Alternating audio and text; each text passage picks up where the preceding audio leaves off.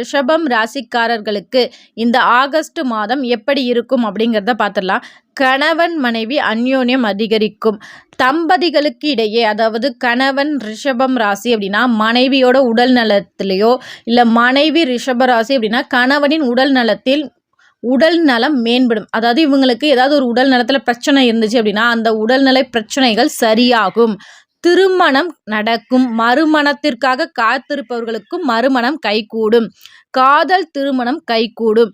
சினிமாவில் உள்ளவர்களுக்கு சிறப்பான காலம். குலதெய்வத்தின் அனுகிரகம் கிடைக்கும். தெய்வத்தின் அனுகிரகம் கிடைக்கும். அதுவும் குறிப்பாக இந்த மாதம் ரிஷபராசிக்காரர்கள் முருகன் வழிபாடு செய்ய செய்ய முருகனின் அனுகிரகம் பரிபூர்ணமாக கிடைக்கும். கடன் சுமைகள் குறையும்.